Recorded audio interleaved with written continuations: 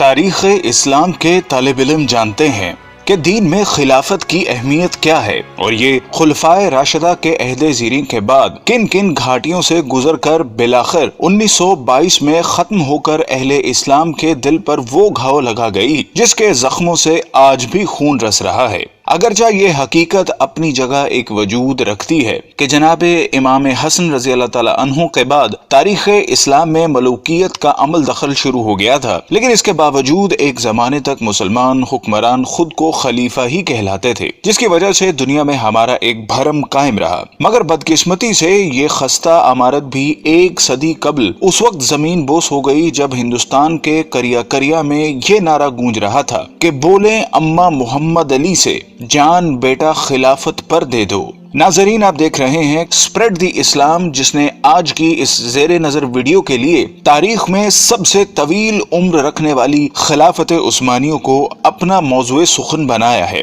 جس میں اس عہد کے سرسری جائزے کے ساتھ ساتھ اس معاہدے کا بھی خاص طور پر تذکرہ کیا جائے گا جو کہ اس کے خاتمے کے وقت اتحادی قوتوں اور اس کے شکست خوردہ حکمران کے درمیان طے ہوا تھا، جس کی عمر 100 سال مقرر کی گئی تھی، اور ہم جانتے ہیں کہ یہ مدت آئندہ سالوں میں ختم ہو جانے والی ہے، جس کے بعد نہ صرف عالم اسلام بلکہ پوری دنیا میں ایک بہت بڑی تبدیلی کے مواقع موجود ہیں۔ لیکن اصل موضوع کی جانب بڑھنے سے قبل ہمارے اس قافلہ تحقیق و جستجو میں نئے شامل ہونے والے ساتھیوں سے درخواست ہے کہ وہ پہلے چینل کو سبسکرائب کر کے ساتھ موجود گھنٹی کی علامت کو بھی دبا دیں تاکہ اسی نوع کی ہماری دیگر ویڈیوز بھی ایک خودکار نظام کے ذریعے آپ تک پہنچتی رہیں۔ معزز ناظرین، بنو امیہ کی حکومت کے خاتمے کے بعد 132 ہجری میں خلافت بنو عباس کا قیام عمل میں آیا، جو کہ قریب 5 صدیوں تک قائم رہی، اور اس زمانے میں بغداد نہ صرف علم و حکمت کا گھر تصور ہوتا تھا بلکہ اس کا شمار دنیا کی طاقتور ترین حکومتوں میں بھی ہوتا تھا، جس کو ہارون الرشید اور مامون الرشید جیسے خلفاء نے قوت و حشمت کی بلندیوں تک پہنچا دیا تھا۔ لیکن فطرت کے اس اصول یعنی ہر کمال رضوال کے تناظر میں جب 8ویں خلیفہ معتصم باللہ کے بعد عباسیوں نے محض ہوس اقتدار کو اپنا مطمع نظر بنا لیا تو ہلاکو خاں کے ہاتھوں اس کا بھی خاتمہ ہو گیا، اور یہ تاریخ اسلام کا وہ خونی باب ہے جس کو رقم کرنے کے لیے شیر کا کلیجہ درکار ہے۔ لیکن چونکہ آج کا ہمارا موضوع خلافت عثمانیہ ہے جس نے اسی راک سے جنم لیا، سو ہم اسی تک محدود رہتے ہوئے ابھی اس سے صرف نظر کریں گے۔ ناظرین محترم، عین ان لمحات میں جب بلا لحاظ عمر و جنس مسلمانوں کا خون بغداد کی گلیوں کو سیراب کر رہا تھا اور تاتاریوں نے صرف مسلمانوں پر زندگی حرام کر دی تھی کہ ایک دیندار گھرانے میں ایک بچے نے آنکھ کھولی اور اس کے والدین نے نومولود کا نام عثمان رکھا، جس سے ان نامہربان موسموں میں ہر ممکن حد تک اچھی تربیت کی گئی، اور جب وہ جوانی کی حدود میں پہنچا تو اس نے اپنا روحانی تعلق ایک درویش خدا مست سے قائم کر لیا، اور پھر ایک دن اس نے خواب دیکھا کہ اس کے مرشد کے سینے سے ایک چاند نکل کر اس پر سایہ فگن ہو گیا ہے۔ ساتھ ہی اس نے دیکھا کہ اس کے قدموں سے ایک درخت نے جنم لیا جو دیکھتے ہی دیکھتے نہ صرف جوان ہو گیا بلکہ اس کی شاخوں نے دنیا کے ایک بہت بڑے حصے کو بھی اپنی لپیٹ میں لے لیا ہے، اور اسی کی کوکھ سے اس نے 4 دریاؤں اور 4 پہاڑوں کو بھی نکلتے دیکھا۔ خواب سے بیداری کے بعد جب عثمان نے یہ خواب اپنے پیر و مرشد کے سامنے بیان کیا تو انہوں نے کہا، مبارک ہو، اللہ نے تمہیں اور تمہاری اولاد کو اپنے دین کے لیے چن لیا ہے۔ ناظرین گرامی، یہ 1299 کا سال تھا جب فطرت نے عثمان کو دولت عثمانیہ قائم کرنے کی قوت بخشی۔ یہ نوزائندہ اسلامی مملکت اس بازنطینی حکومت کے پڑوس میں قائم ہوئی جس کو آج ہم اہل روم کی حکومت سے موسوم کرتے ہیں۔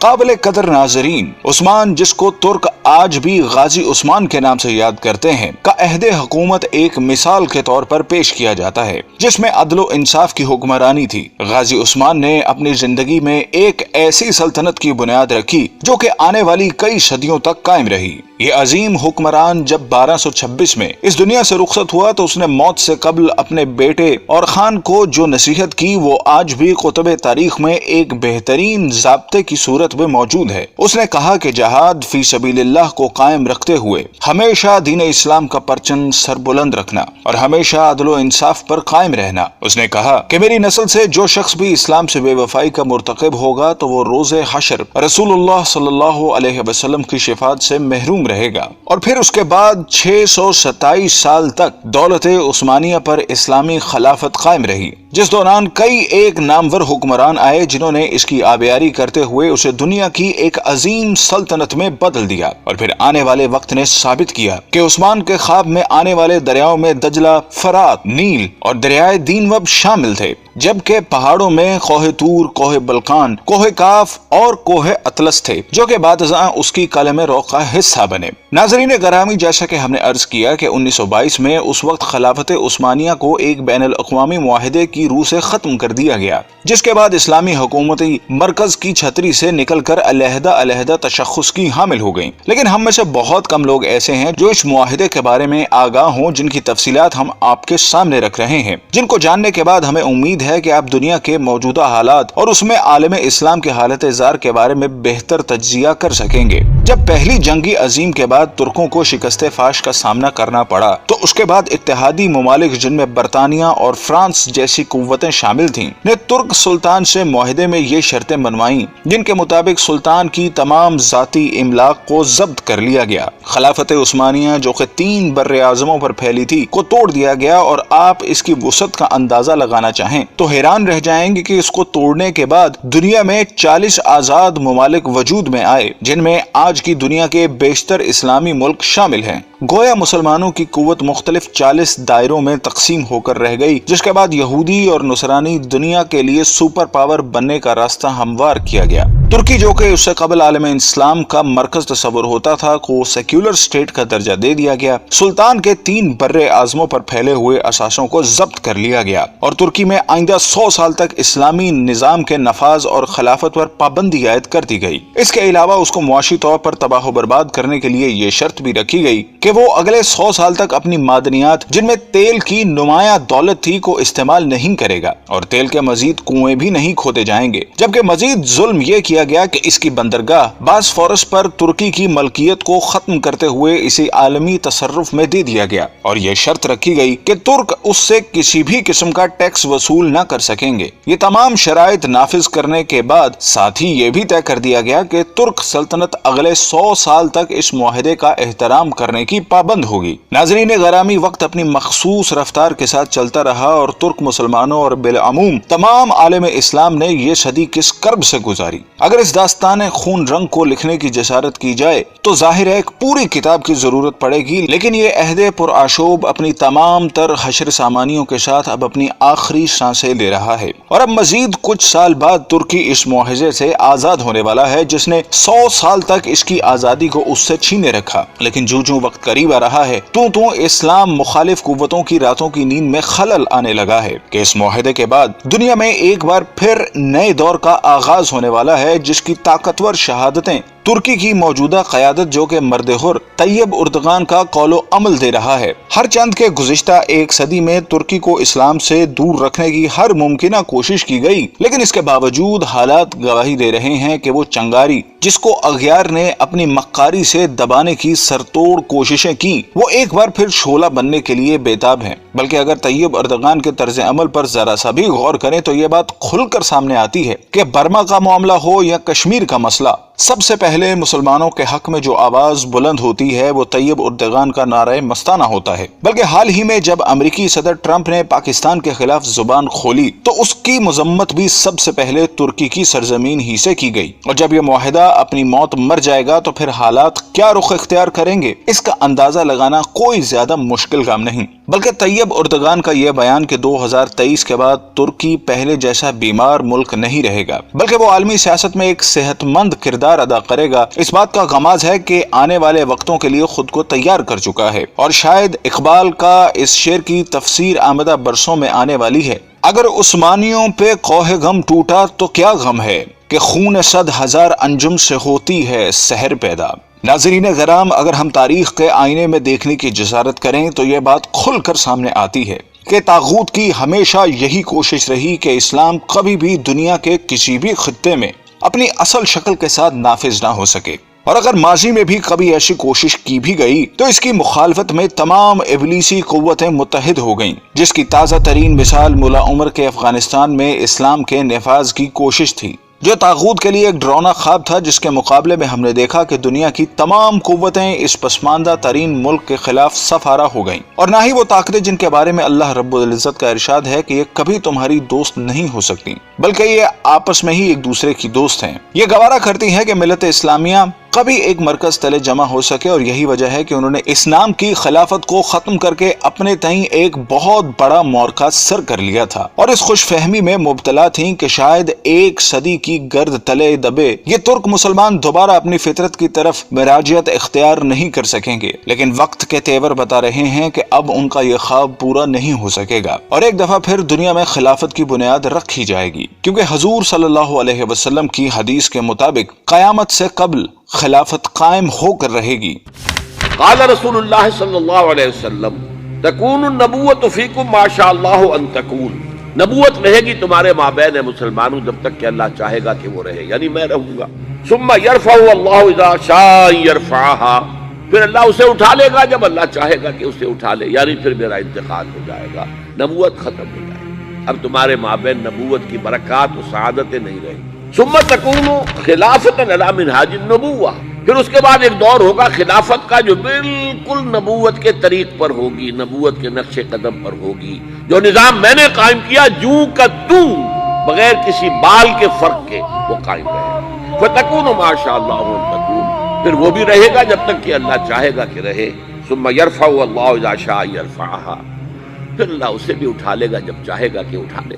ثم تکون ملکا عاضا، عض یعض کہتے ہیں دانتوں سے کاٹنے کو، پھر اس کے بعد ایک دور آئے گا جو کاٹ کھانے والی ملوکیت کا دور ہوگا۔ یہ جیسا کہ میں عرض کر چکا ہوں، یہ ملوکیت جو مسلمانوں کی تھی، اور ان میں جو جو مظالم ہوئے ہیں، اچھے لوگ بھی آئے ہیں، یقیناً آئے ہیں، آخر 12 خلفاء کی تعداد انہی میں سے پوری ہوگی۔ ثم تکون ملکا عاضا، پھر کاٹ کھانے والی ملوکیت آئے گی، فتکون ما شاء اللہ ان تکون، تو وہ بھی رہے گی جب تک اللہ چاہے گا۔ ثم یرفع اللہ اذا شاء یرفعها، پھر اللہ اٹھا لے گا اسے بھی جب چاہے گا۔ ثم تکون ملکا جبریا، پھر ایک مجبوری والی ملوکیت آئے گی، غلامی والی، جس کو ہم ویسٹرن کولونیلزم کہتے ہیں، یورپین کولونیلزم۔ کہیں انگریز ملکہ وکٹوریہ کے ہم غلام ہو گئے، کہیں جو ہے ہسپانوی آ گئے، کہیں پر اطالوی آ گئے، کہیں پر فرانسیسی آ گئے، کہیں پر ولندیزی آ گئے، کہیں پر پرتگیزی آ گئے، اس طرح سے پورا عالم اسلام گرفت میں آ کے ساتھ۔ ثم تکون ملکا جبریا فتکون ما شاء اللہ ان تکون، پھر وہ بھی رہے گا جب تک کہ اللہ چاہے گا۔ ثم یرفع اللہ اذا شاء یرفع، پھر اللہ اسے بھی اٹھا لے گا جب چاہے گا کہ اٹھا لے۔ ثم تکون خلافت علی منہاج النبوہ، پھر آئے گا ایک دور خلافت علی منہاج النبوہ کا۔ ثم سکت النبی صلی اللہ علیہ وسلم، اس کے بعد خاموش ہو گئے حضور۔ تاریخ انسانی کا یہ آخری دور ہوگا۔